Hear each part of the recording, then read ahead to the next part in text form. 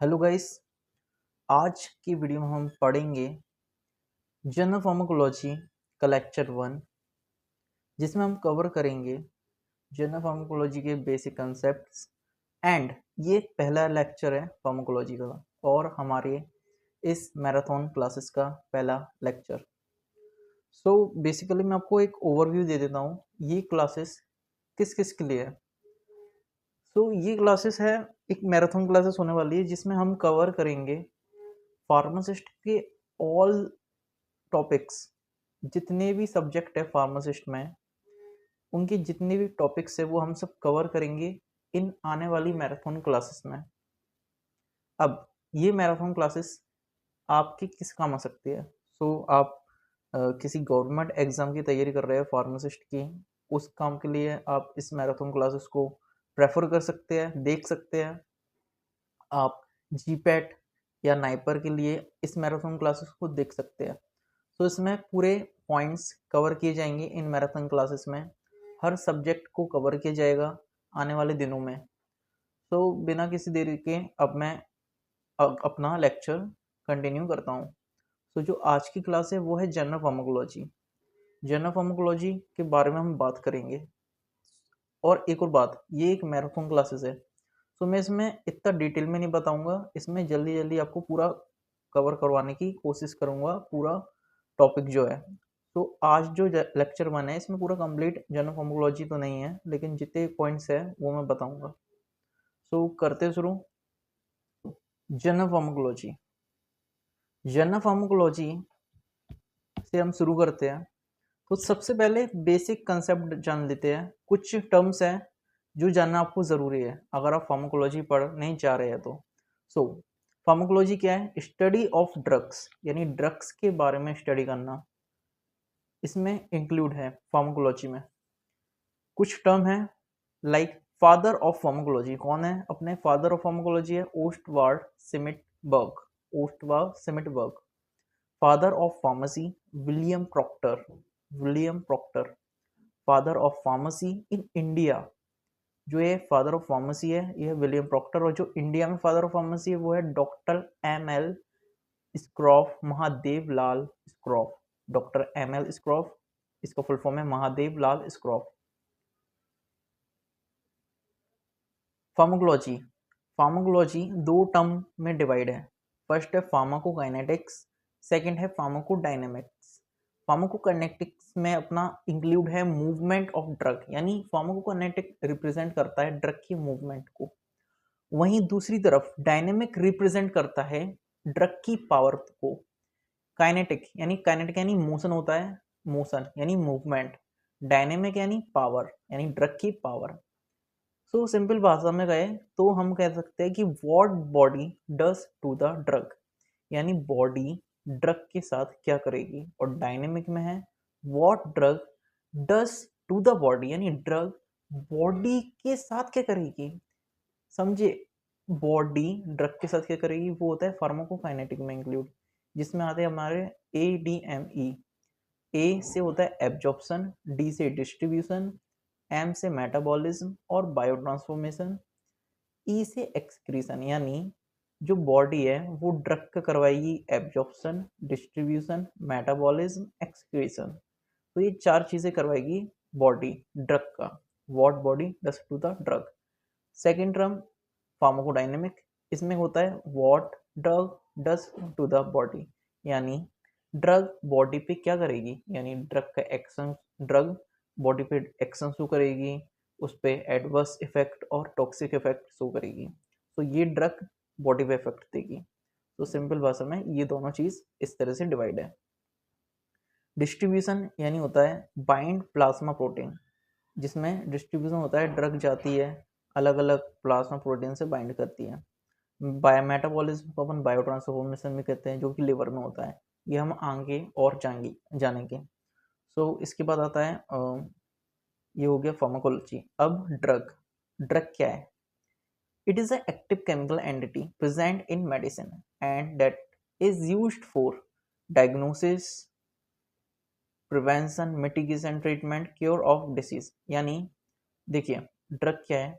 जो मेडिसिन रहती है उसमें बहुत सी चीज़ें रहती है, पाई जाती है, यानी बहुत सी चीज़ें, यानी एक्सिपिएंट भी है, ड्रग भी है, अदर अपना फ्लेवर वगैरह, टेस्ट, कलर सब ऐड किया जाता है। लेकिन जो उसमें मेन अपना इंग्रेडिएंट रहता है, जिसकी वजह से अपनी बॉडी ठीक होती है, बीमारी ठीक होती है अपनी बॉडी की, वो चीज़ जो मेन एंटिटी है, उस चीज़ को कहते हैं हम ड्रग, जिसका यूज़ होता है किसी चीज़ को डायग्नोज करने में, प्रिवेंशन करने में, मिटिगेशन यानी डिसीज़ को कम करना, किसी डिसीज़ को ट्रीट करना, treatment, cure of disease, disease को क्योर करना।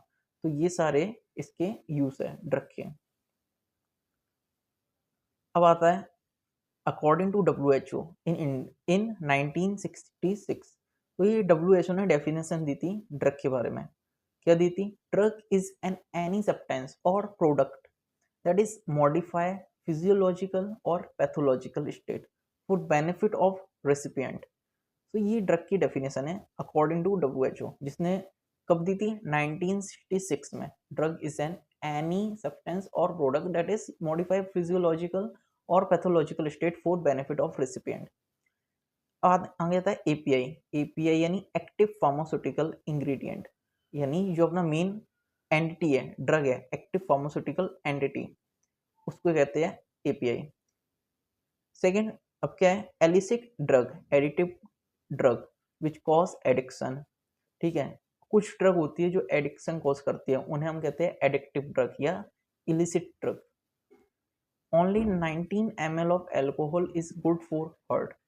रिफाइंड अल्कोहल जिसे कहते हैं, देखिए जो अपना हार्ट है उसमें 90 ml, only 90 ml of alcohol good है अपने हार्ट के लिए, जिसे कहते हैं हम रिफाइंड एल्कोहल। ओके, तो ये एक टर्म है, लाइन है, पॉइंट।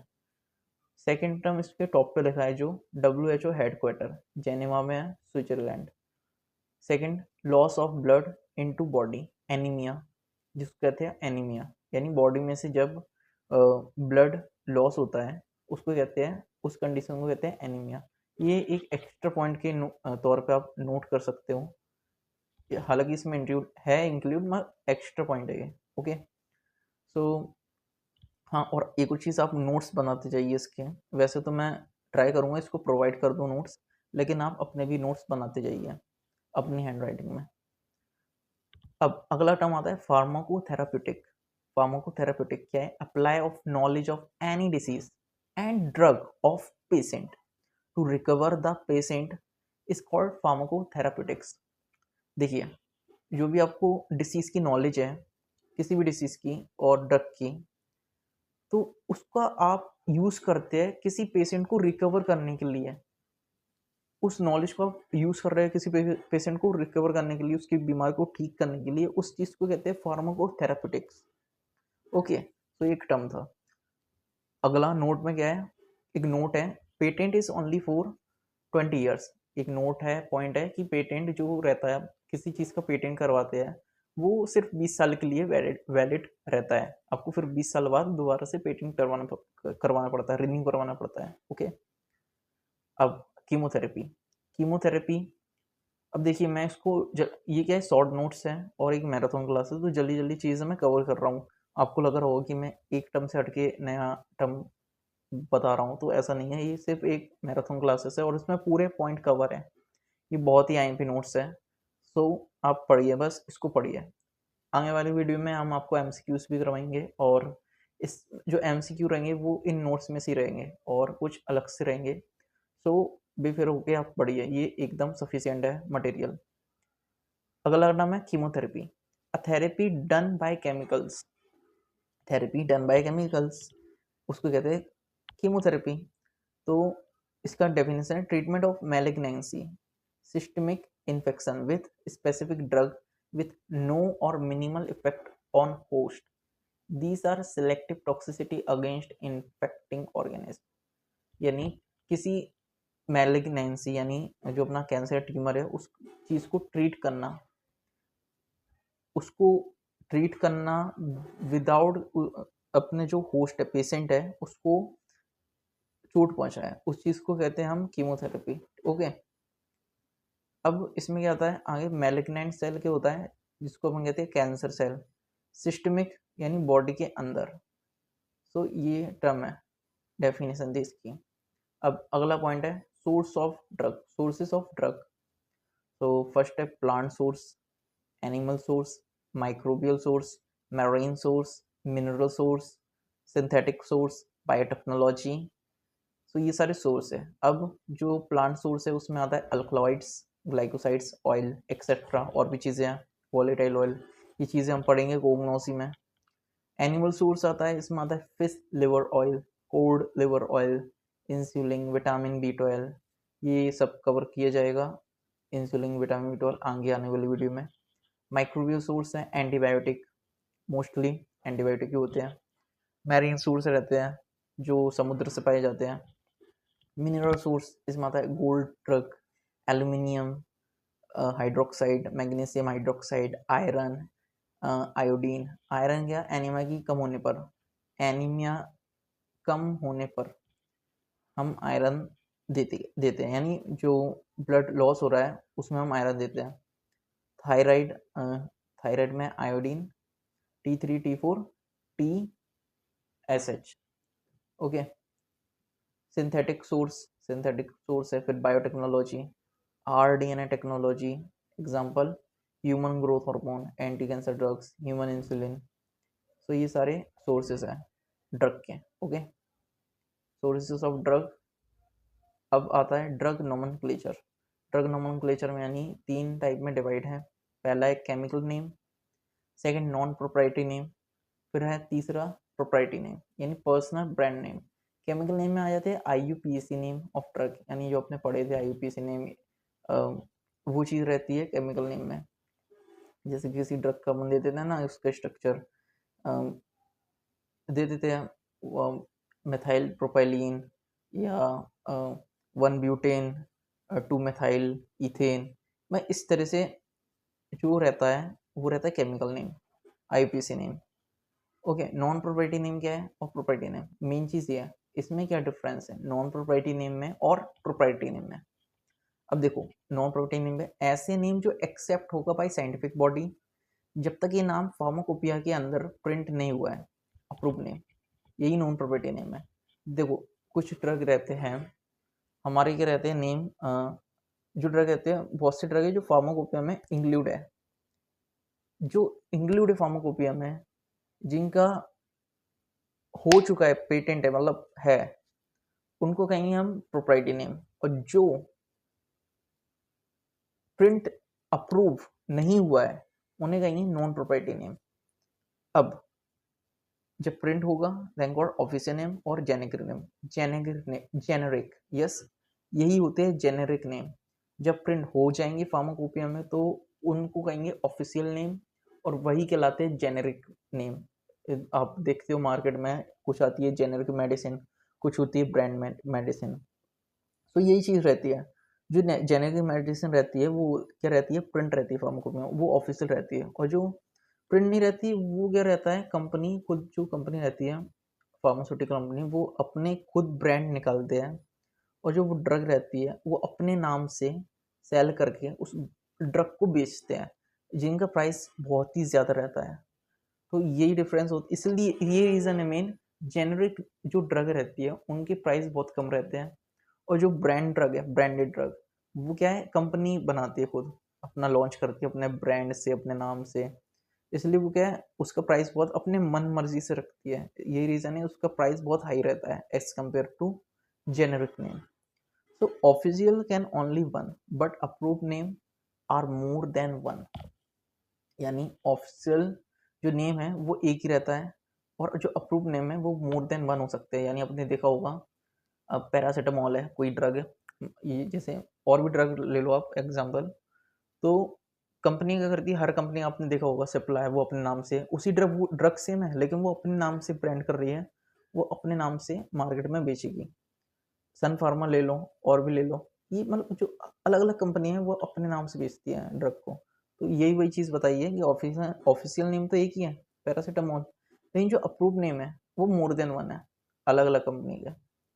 प्रोप्राइटरी नेम यानी पर्सनल ब्रांड नेम, जो मैंने बताया आपको वही प्रोप्राइटरी नेम। ओके, तो ये रहता है चीज़ ड्रग नोमेनक्लेचर, और ये चीज़ IMP है, टिक लगी हुई है इस पर, तो ये चीज़ आपको समझना बहुत ज़रूरी है। तो आई होप समझ आ गया होगा आपको कि प्रोप्राइटरी नेम और नॉन प्रोप्राइटरी नेम में क्या अंतर है। केमिकल नेम तो सिंपल है, एग्जाम्पल के तौर पर इन्हें दे दिया है, कोड नेम है RO12, देख लेना। ओके, सो अब आगे क्या है, अब आता है ड्रग कंपेंडिया। ड्रग कंपाउंड, इसमें एक और एग्जांपल है, देखिए मोर देन वन, यानी लिडोकेन, लिग्नोगेन, ये एक ही ड्रग है, लेकिन क्या है मोर देन वन है। और इसमें आप ये देख सकते हैं नॉन प्रोप्राइटरी नेम क्या है, नॉन प्रोप्राइटरी नेम है एस्पिरिन PCM। ओके, अब आता है अपना ड्रग कंपेंडिया। ड्रग कंपेंडिया क्या है, अब आइए ड्रग कंपेंडिया बताते हैं। A book which has information of all drugs compile in it, that's called drug compendia. यानी ऐसी बुक जिसमें ड्रग के बारे में सारी इंफॉर्मेशन कंपाइल वे में दी हुई है, मतलब इकट्ठी सारी इंफॉर्मेशन, उसी को कहते हैं ड्रग कंपेंडिया। अब ड्रग कंपेंडिया, अब ये जो बुक रहती है ऑफिशियल जो तौर पे है, वो है अपनी क्या है, फार्माकोपिया। पहले तो फार्माकोपिया जिसके अंडर आता है जो IP है, यानी इंडिया फार्माकोपिया, उसकी अलग रहती है फार्माकोपिया। ब्रिटिश वालों की अलग है, ब्रिटिश फार्माकोपिया। यूएस वालों की अलग है, यूनाइटेड स्टेट फार्माकोपिया। सेकेंड होता है फॉर्मूलरीज। ओके, तो ये दो बुक है अपनी, ये कंपेंडिया है, इनमें ड्रग के बारे में सारी इंफॉर्मेशन दी होती है एक कंपाइल वे में। Pharmacopoeia is needed for manufacturer, molecular weight रहता है इसमें, केमिकल स्ट्रक्चर रहता है, सॉल्युबिलिटी रहती है, आइडेंटिफिकेशन टेस्ट रहते हैं, ऐसे रहते हैं। ये सारी चीज़ें इसमें इंक्लूड रहती है फार्माकोपी में, ठीक है, जो की ज़रूरत पड़ती है मैन्युफैक्चरर को। Okay, NFI, national formulary of India, इस फॉर्मूलरी ऑफ इंडिया, यानी जो देखो फॉर्मूलरीज क्या हर देश की अलग है, जो इंडिया में रहती है वो है NFI, national formulary of India. इसमें लिखा होता है डोजेस ऑफ ड्रग, यानी ड्रग की कितने डोज देने चाहिए, है ना, एडल्ट पे कितने हैं, अपने इन्फेंट पे, उस पे बेबी पे कितने देने हैं, यंग पे कितने देने हैं, ओल्ड पे कितने देने हैं, how you have to take drug. Okay,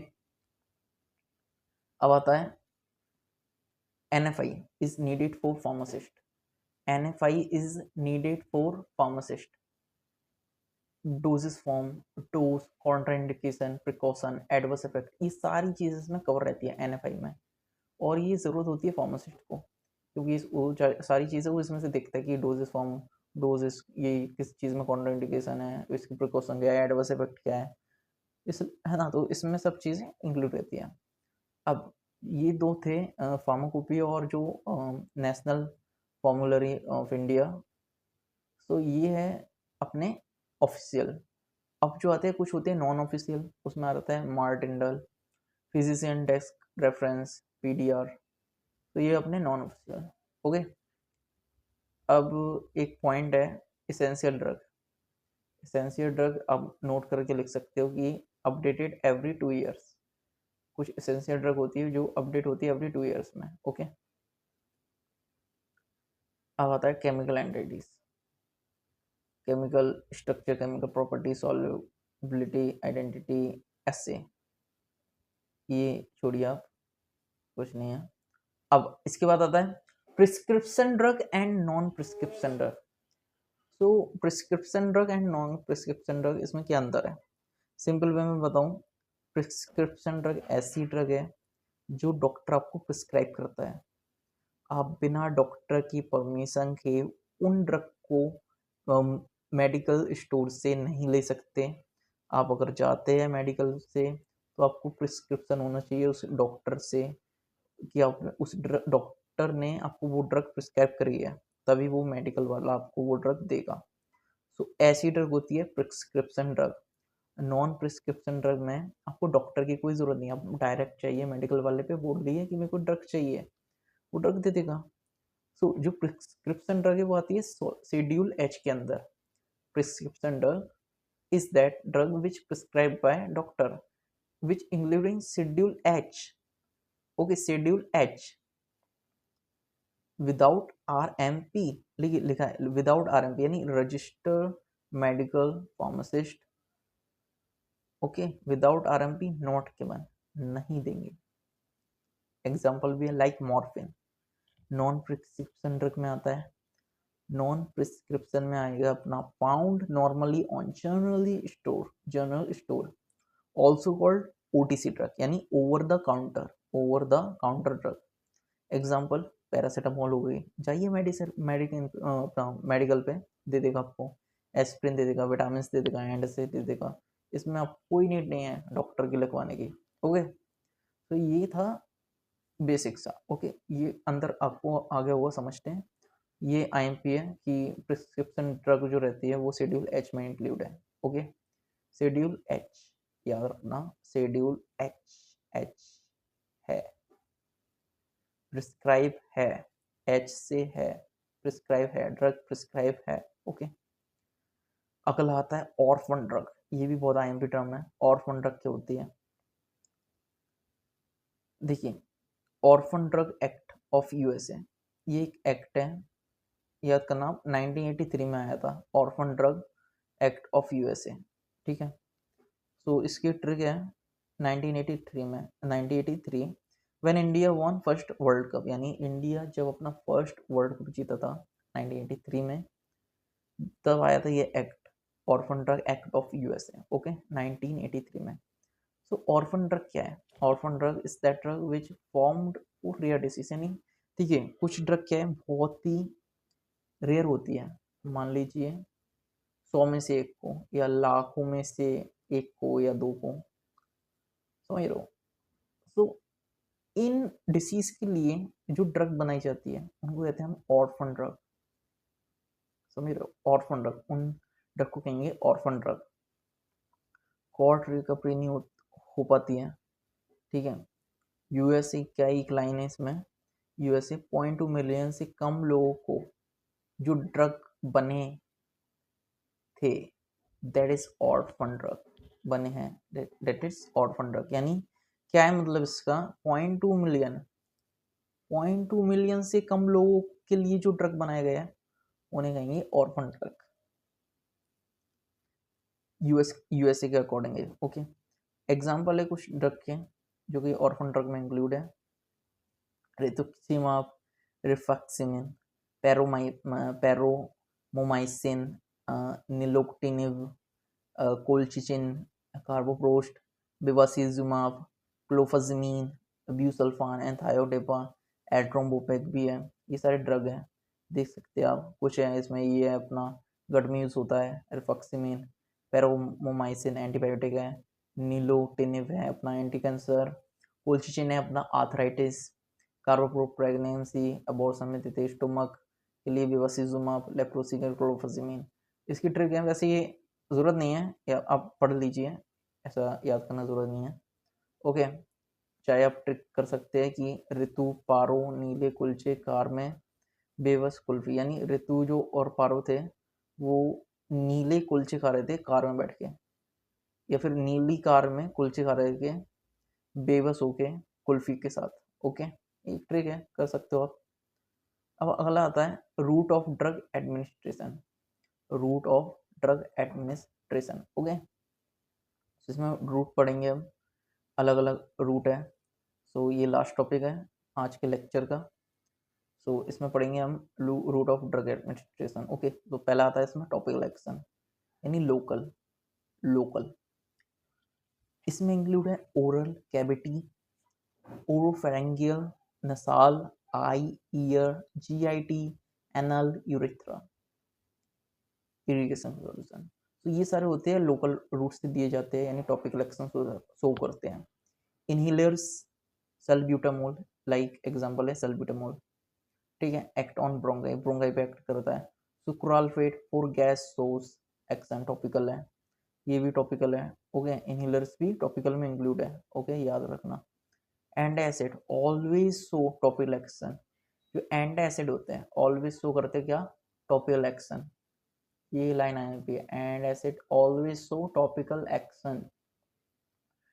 topical का मतलब देखिए सिर्फ क्रीम ऑइंटमेंट, आप देखिए टॉपिकल आप समझते हैं कि स्किन पे लगाया वो ड्रग है, ऐसा नहीं है ना। बहुत से होते हैं आप समझते हैं कि क्रीम है, बस वही अपना क्रीम ऑइंटमेंट जो आप ऊपर ऊपर से लगाते हैं वो टॉपिकल है, ऐसा नहीं है। जो टॉपिकल मतलब है जो टॉपिकल एक मतलब समझिए लोकल पार्ट पे अपन दे रहे हैं बॉडी के, वो सारी जो एक्शन है वो रूट है वो टॉपिकल में आएंगे। और अभी मैंने बताया ओरल हो गया, ओरोफैरिंजियल नसाल से, नाक से दे रहे हैं, आई से दे रहे हैं, आई से दे रहे हैं, वो भी टॉपिकल में ही है। यानी आपके वो सिस्टमिक ब्लड में नहीं जा रहा है, वो समझ रहे हो आप, जो ड्रग है वो ब्लड सिस्टमिक सर्कुलेशन में नहीं जा रहा है, वो ऊपर ऊपर ही वर्क कर रहा है। ईयर में भी आप देते हो, ईयर तक ही जाती है ड्रग, ड्रॉप डालते हो, आई में भी आप डालते हो आंखों में, वो ब्लड में नहीं जाती, आपकी आई में रहती है, इसलिए वो टॉपिकल में इंक्लूड है। एनाल, यूरेथ्रा, ओके समझ लो आप। सो जीआईटी से ओरल, ये सारे हैं टॉपिकल के ही है ये।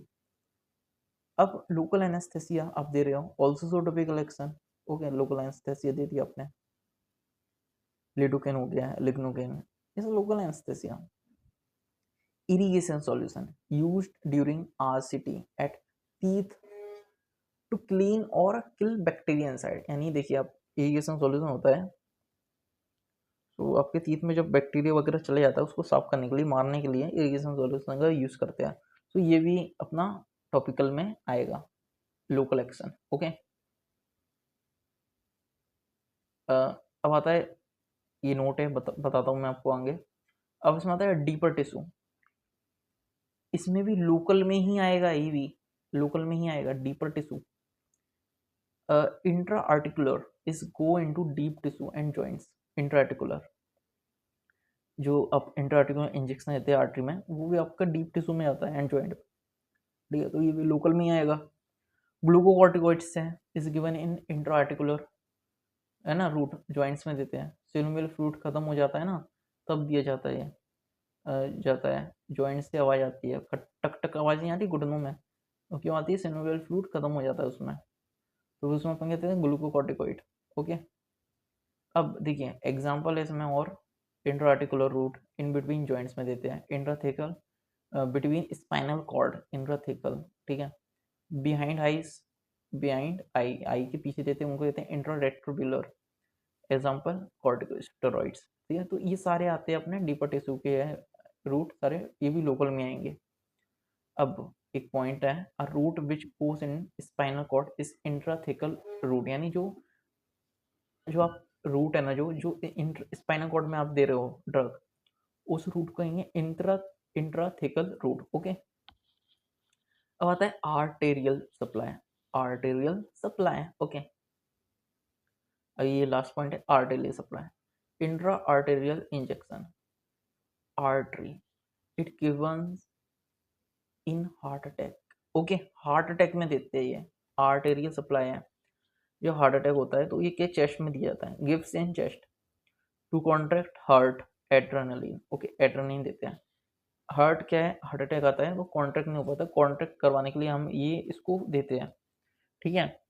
In case of malignancy in limbs, hand या लेग एक्सेट्रा, यानी ये एंटी कैंसर ड्रग होती है कुछ जो हम देते हैं मैलिग्नेंसी में, तो ये सारे जो है ये आते हैं intra arterial injection, arterial supply में। सो ये थे अपने रूट्स, आगे हो गया आपको समझने रूट ऑफ ड्रग एडमिनिस्ट्रेशन। सो आज का लेक्चर यहीं तक, अब इसको कंटिन्यू हम करेंगे अगले लेक्चर में, ओके। तो कुछ वीडियो में है, मैं ऐसे ही बताऊंगा जल्दी जल्दी, आई होप समझ आ गया होगा आपको, बहुत ही जल्दी था, बहुत सी चीज़ें मैंने नहीं बताई क्योंकि ये मैराथन क्लास है, मैं ऑल चीज़ें आपको नहीं बता सकता हूँ, बाकी क्योंकि मैराथन क्लास है आप समझ सकते हो, मैराथन में हम ऐसे ही पढ़ाएंगे। तो जनरल फार्माकोलॉजी ये बेसिक था आज का, कल वाली क्लास में हम और आगे पढ़ेंगे, ठीक है। सो thank you everyone for attending this lecture, now it's over, so thank you।